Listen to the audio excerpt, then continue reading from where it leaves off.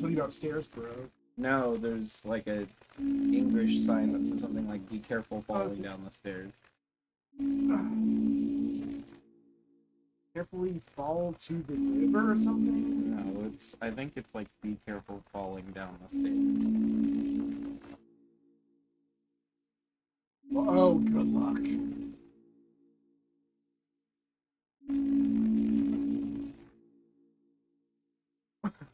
How do I know if it's serious? That might actually be a tragic thing. Nope, no English. No. Damn. Okay, well. I need to type English either. So as I was saying about the boss fight. So the final boss. yeah, so at the end of the boss fight, there's another point that is important to you, as I was saying. Yeah, it's Punch Out. No. She makes a choice to argue against the queen. Oh, right. That caught me off guard, actually. I didn't think she was that bold. So You mean after the final boss? Yeah, which means she has authority, and she can resist the wills of people who seem to be in control. Which makes it strange that the genocide route is even possible, but... It's because you're taking a different path. You're corrupting her. Right. You're taking her control away from her. But that she submits. You, not Chris, you, as a player, become the one with the most determination. And the final thing is, we don't know if it was able to happen or not, but it's implied, at least by the queen, that she would be able to create fountains herself, meaning she has enough determination to do so, as they were talking. Right, again, she might have been talking out of her ass there. She absolutely She clearly could have. had not understand what she was doing. Yeah, she could have. But it also goes back to, if true, she could have those powers, which would again lead to perhaps she is the main character. Which is strange, since traditionally that's an attribute of humans. Yeah. Which, I'm fine with subverting that. I don't think that the main character has to be a human in a game with human characters. Undying subverted that, the whole determination. Yeah. Which, I guess that is technically a time where you're not the main character. Because Undyne's the main character of a game you're not playing. Maybe, because you keep going after she dies. Yes. In a world where... You're the villain, certainly. Yeah, but that's in a world with the playable character loses. Just like in The Legend of Zelda, one of the 3 storylines that takes place is if Link loses in one of the fights. I don't remember which one, but it actually is the branching out story. It could be that in your playthrough of Genocide Route is you becoming the character with the most determination after the player is gone. In a game that you're not playing. Even in Genocide Route, you are still the one with the most determination. Yeah. Provided you actually win. If not, I guess maybe you didn't. Yeah, in which case, if you get to that point, Undyne could be the main character in a game that doesn't exist in this universe. Right. But yeah, so I do think that there's other ideas and things that definitely are worth looking into in the game. I might be reading a lot of like TV tropes and stuff like that to see what others have acknowledged without specifically seeing theories, because I don't want them to cloud my vision of how I interpret it until I've made my choices. But I was really proud of my theory. I thought it was a fun thing for the fact that I came up with it on my own, like I said, at work. The biggest thing is, and I'm sure you agree with me on this, I hope it doesn't take so long between me. Now, I do know that there might be a significant gap between Chapter 2 and Chapter 3, because Chapters 3 through 5 are coming out together. Ooh! And Chapters 3 through 5 are going to be the first non-free games. Technically, we have to pay money? Technically, this one was supposed to be, but Toby Fox felt bad about how bad 2020 was for everyone, and he made it free. As a result, as a way to give people something to be happy about. Money. Well, that's someone. There was someone who said something in one, and they're like, "I don't know about it being more expensive." I'm like, I don't care. So I was recently published in a book Oh, called Virtual Signals. I haven't received it yet. Oh crap! I left my mail on the table. Called Visual Signals, and in it, the creator. Usually they've been like, I think like 80 pages or something. They've been like pamphlet size, not like full magazine size. And the new one is 143 pages. And so he said it was going to have to cost more because of printing costs, and he was nervous about increasing the price and said, there's two choices I can make here. One is to make the inner pages in black and white, which would lower the quality of a lot of the graphics inside, or to release it with colored prints, but it's going to make it significantly more expensive.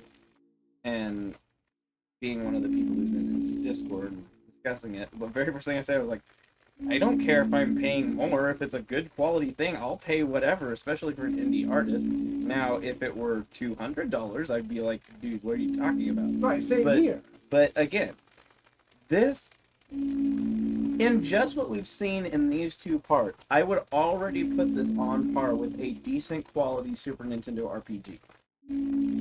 Which, when they were released at their time, were $60. I have no problem with paying a full price for this type of game. Right, it's good. It's about what, yeah, it's about its quality. As long as I enjoy it. I can see why some are more reserved about different prices for certain things. Like, I think part of the reservations about making the To the Moon stories each $20 instead of $50 is the fact that there's no alternate routes and there's no real combat per se. It's more of a it's It's a visual it's novel. almost a visual novel basically. Just a bit less. This one, the most recent one, I will say, having played it, felt a lot more visual novel than the last one. But it had just as good a story as everything before. I didn't knock it. I did not feel like it was a knock because I never really interpreted the games as being ones where you had to go in with a lot of challenge. Right. It's just that a few of the things that would have been puzzles in the previous games weren't puzzles in this. They just kind of went forward. But I feel like maybe he was like, this feels a lot like busy work, so I'm gonna just get rid of the busy work. Because they weren't really like hard puzzles. They were just like tile sliding puzzle type things where there's no Right. inherent reason that it has to be a puzzle other than it's a game, I gotta put game elements in. Right. And so, since he already has an established audience who's there for the story, they're not there for the gameplay, he probably went more toward just making it a visual storytelling medium that happens to be on a game. But, so I don't have any problem, like I said, with paying a reasonable price for the game, even if that reasonable price is more expensive than the previous reasonable price, because there's already a lot of content to this. Who needs gameplay when you have game? What? I don't know what that means. I don't either, but it's fine. But so that's because the other thing is, with these two chapters alone, even if you take off all this me rambling on the menu that's technically adding to my playtime on Steam, because that's how it works, this already has more official content, not busy work content, than Undertale. What?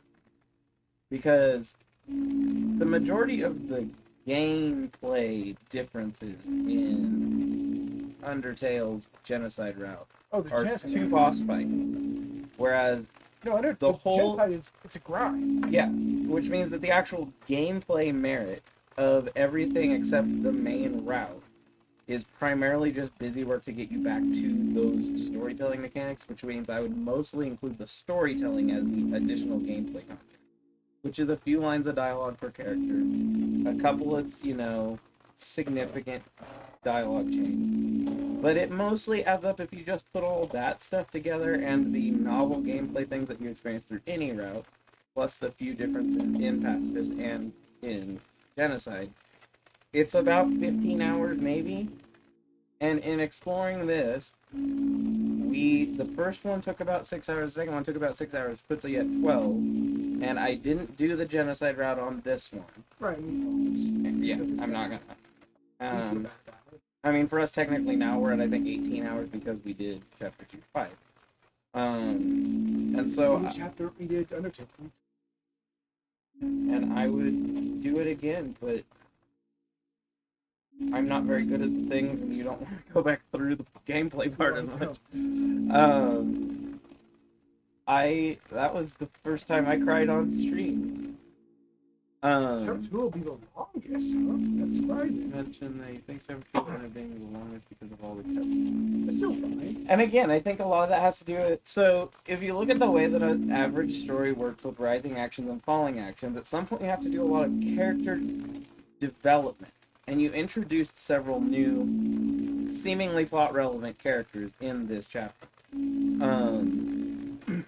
I definitely think that based on the things that have been seen in the game, though, that perhaps the church will be one of the places where an event takes place.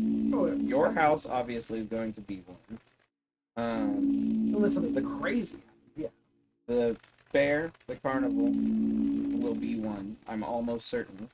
And if there is Azrael's homecoming for summer vacation, that will be one. I mean, there's still at least one that's up in the air, which is totally fine. It's not like you're going to have every answer. And even some of the ones I'm guessing aren't necessarily going to be. There's Brooke's house. I was trying to think of something in Maine. Yeah, no, the only other thing I could think is that one of the chapters might take place if the gates left open go into Noel's house. Which is hospital? Or the hospital, place. Yeah, that's also possible. Yeah.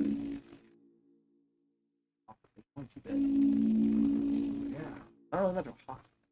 Here's the quote. I believe it's the biggest chapter in the entire game in many ways. The cutscene count is the largest. The story involves many characters, and there are many other aspects that made it a challenging chapter to make. The fact that he knows it has the largest cutscene count already.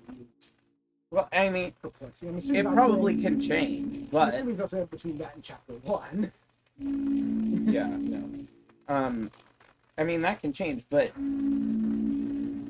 So, as I know from what bits of writing I have done, and I've never done anything as in-depth as a chapter book to any level of completion. I did like 2 chapters of that chapter book. You don't write linear. You can't write linear. So what ends up happening is, chapter 1 might have all been written together. Chapters 2 through 7 are probably all being written simultaneously. And as things feel like they fit into different places, they're pushed into those spots. Oh, can we certainly definitely learn things about writing? Yeah, and I have to say, Toby might be one of the best character writers I've ever experienced personally. Oh, I know for a fact there are other great character writers that I haven't read. From what I understand, you could never knock someone like Tom Clancy, or you could never knock someone like that. Toby said something very interesting. Hmm? Interesting about what? Character writing? Or about writing everything at the same time? Or about things you learned making all this. Oh, the art book that comes with that has a lot of notes about his learning during Undertale. It's a really good one. He said he had a dream once for the ending to a game, and that it was spent the past few years making that game that would end that way. Well, there are also illusions people think, and these suspicions came out as soon as Chapter 1 was released.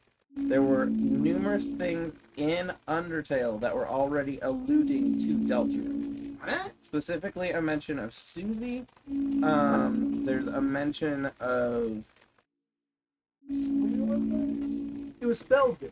Yeah, it was spelled S-U-C-Y. Yeah, I don't remember. I don't remember, but there were like 3 or 4 things someone pointed to that, even if they weren't intentional, were interesting coincidences. There's that critical. Yeah, and that's fine. I mean, unless they say outright, oh yeah, I was already making Undertale. Definitely the case that Toby had a concept of Deltarune before Undertale. I mean, if he says he might have said it. And the other reason that's interesting, we have files from.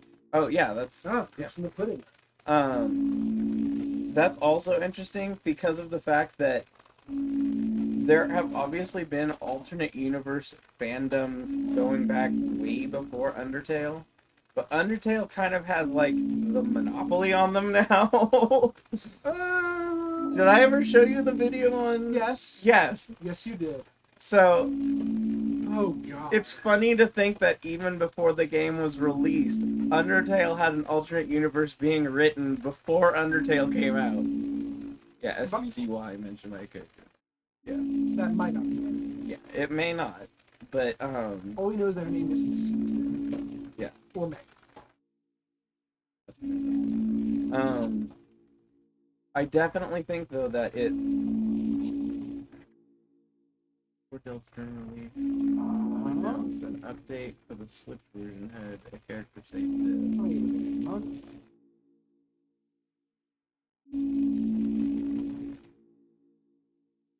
It's okay that you didn't meet Susan. Well, I don't even know what that means now. Because the time that you will meet her is fast approaching. Oh yeah. Why do they spell it like that? Yeah, they updated it. Originally, it just said it's okay. It originally said something about I wonder if you met something Susie. And then in the update, it changed it to say that. To say that it's approaching. Yeah. In the update. Why did... When the sprite turns grayscale and their face becomes an eyeball. And oh yeah, because it's one of the Gaster. We can't even count those in the Switch version. Can you? Maybe this one was shoehorned specifically into the Switch version. But It even sounds on very creepy, Austin. But even in the computer version, you could see the meeting Susie line way beforehand. It's just that the fast approaching part, I don't think, was part of the It's original weird that dialogue. they specifically call out Susie. I mean, it might have been because of the fact that it was a character that had 0 types, whereas Chris could still be implicitly an XP of Chris. And Ralsei's an anagram. Yeah.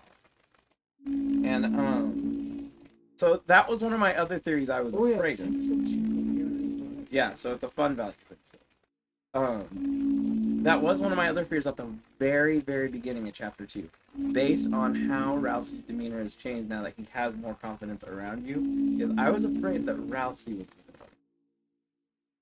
And I've had that note that he seems to know too much.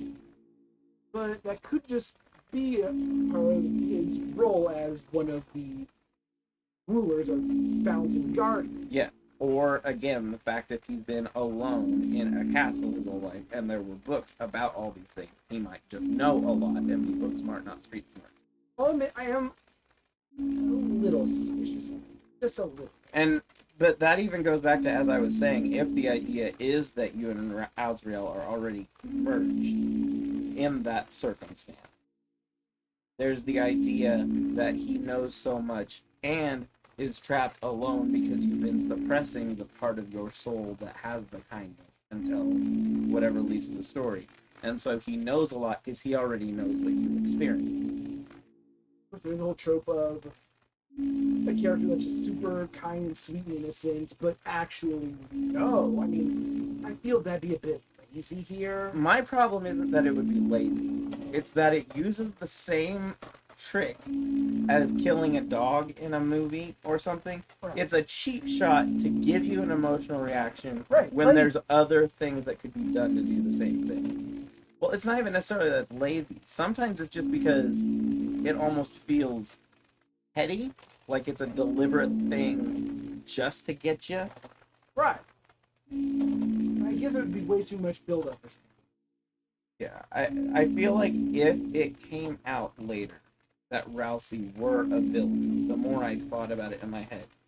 Not that it's impossible, because it still could be the way that it went. I'd be very disappointed. But I feel like if that path were taken, it would be too cruel of a path for at least the good route to have the character who seems the most innocent become a traitor. It just feels like something that this game it wouldn't gel well.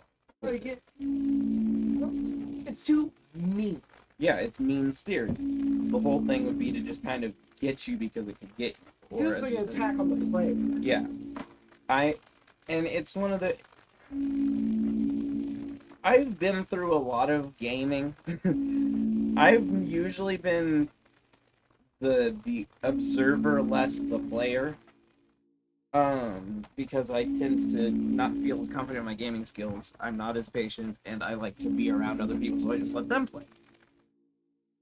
That's what I said. If there were two different hypotheses that I have. One is because he was alone in his castle, he had to have parents, and those parents might have known a lot and had libraries on it. Where did these dark ones even come from? That's what I'm saying. Or the alternate is if you, in a ritual, in some way, fused your soul with Azrael, and your soul is therefore bound to him. He knows things because you know things, and you know things because you are the villain. And you're bound to that dark fountain, or he's bound to that dark fountain, by being a part of you. And so, if it is that he is your angel on your shoulder to the devil on your shoulder, it could be that he knows so much because he's metaphysically bound to you. Right. What does he know of them? As in, since you're the one doing the things that are leading to it, and you're the one willing towards whatever this ending is, you already know what you're doing. Is why I say being the villain means you know things. It's actually his agenda. Yeah, you're being the mechanism, therefore you know it because you've chosen that path and already know the outcome. You're striving for it, as you said. Which case, I also feel like this still definitely can lead back to the humans are bastards thing, and that you were sent to the surface deliberately to cause this. But if he's a villain, I can't imagine being that kind of manipulative bastard. Yeah, I don't think Rousey could be... Like I said, I don't think it's impossible for Rousey to be the villain. I just feel like there's no... Well, there's no good reason for it, and there's no... No, not the information came from nowhere. I am suspecting... I'm making this up right now as a hypothesis to explain to you what I'm saying. I am suspecting that there's an elder human in the underground who knows of the Titans and wants to summon the Titans to destroy the monsters on the surface, not realizing the consequences could also lead to the death of all humanity underground, and has sent you, a child that they have corrupted, to the surface to corrupt monsters to give you the strength to be able to summon them.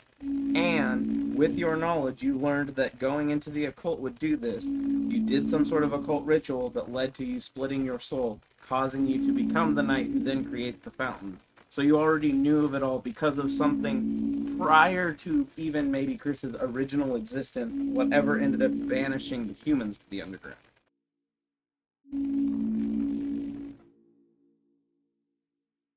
No, I don't think so. I think Asgore, sort of. Well, Asgore, I could definitely posit an argument that Asgore is a villain. Yes, not the villain, but a villain. The idea for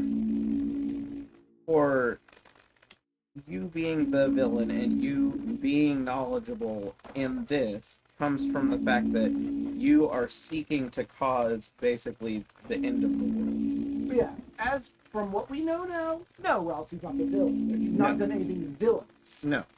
It's just that there could be hints in his character that he has an intent to do something. That he might, or at least that he's putting on a front, possibly. No, we know Rousey's probably not the knight because it seems like you have to be in the real world to create the fountains in the first place. When Queen was talking about the knife, there was the imagery of the hand with the knife, and then you see At the very Chris end. or Carr says create a fountain with a knife. Yeah. So It's currently almost pretty obvious. That he's it's the knife. almost cut and dry that you're the knight. Unless but- that's subvert a red herring. But another thing that I think is it could be an id ego super ego thing where Kara is the id doing the animalistic monstrous things without any real desire or real any care of the consequences. And then you as the player are the ego, and you as the soul would be the super ego, judging those acts as villainous and choosing not to do them. Maybe he just wants to learn more adventures. Yeah, no, the villain being a lightener,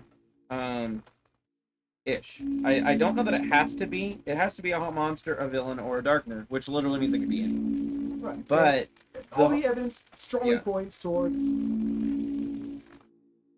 spooky shuffling Chris. yeah, which, as I was saying, I don't necessarily know that Chris and Spooky Shuffly, as you described it, Chris, are the same character. I feel He's like really bad at moving. yeah. Also interesting, when he removes the soul, he usually locks it away inside. Except for the last time. Unless Yeah, no, he stuffs it in the couch. Oh. You can always find good things in the couch. Oh, mine. But yeah, no, I think that that's deliberate. I think the deliberate idea is locking the soul away so the soul can't come as the superego and But then when he foil your attempts to do something villainous. after the bathroom scene, that's what is at the end. No, he very deliberately goes and puts it back. Yes, and so there's a couple reasons It I think. doesn't just manage to regain control. No, he puts it back. Yeah, no, I think that there's a deliberate reason for that. I think the very idea is that the body and soul cannot live apart for too long, but that for small segments of time, one can reject their humanity, as it were, and go do something villainous, but has to return back to the neutral state. I mean, Which is also, I think, where the idea, Azrael being basically an idea of the superego, a very true mindful, conscious kind of thing, if he needs the soul in him to function, it would explain why he's all spooky shuffling without Yeah. it. Yes. is that his ability is far crippled when he doesn't I have mean, it. when he jumps back in through the window, that is a hell of an action pose he does, but he jumps half across the room from there. But Monsters have souls, but they're weaker souls. yes, monsters have souls. It says it would take all of the souls of monster kind to generate the power of one human soul. Is what it says in determination. Well, probably not, because Undyne has this. But you have Determined. But yeah, and also when a monster soul is separated from the body, it disappears quickly, Very whereas quickly. A human soul can linger around and be content. Yes. And that actually leads to...